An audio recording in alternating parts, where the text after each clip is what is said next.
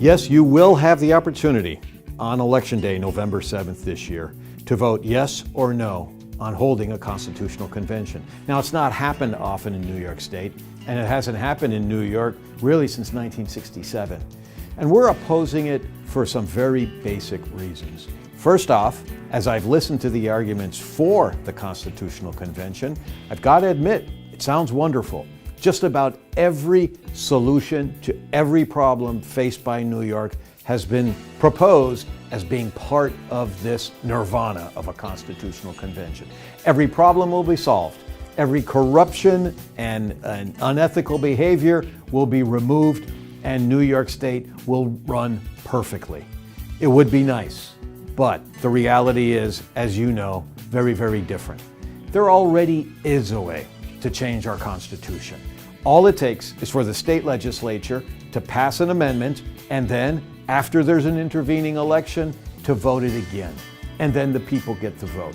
This is a transparent, open process where there can be full debate and discussion of the relative merits and failings of a constitutional amendment. Now, what about a constitutional convention?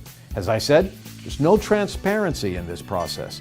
If we vote yes, and there is a constitutional convention, first there's an election of delegates. That would take place next year, in the middle of a big election year when we're voting for governor, attorney general, state comptroller, state assembly, state senate, all members of the House of Representatives, and one of our New York State senators. Christian Gillibrand's seat is up.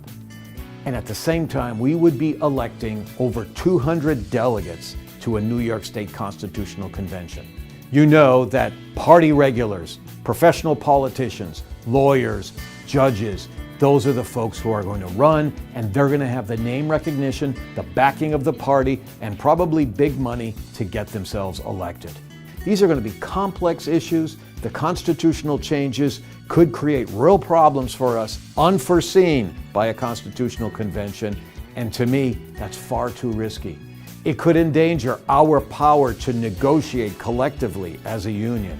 It could endanger the forever wild components of our Constitution that exist right now. So, it's dangerous, but more so, it's a distraction.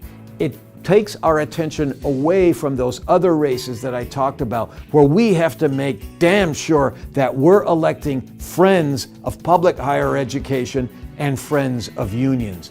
If we have to take the time and the energy and the resources to support delegates running for a constitutional convention, how much of our scarce resources in vote coat money, not dues aren't used for political purposes, how much of that vote coat money is going to be left to advocate for more funding for the state university?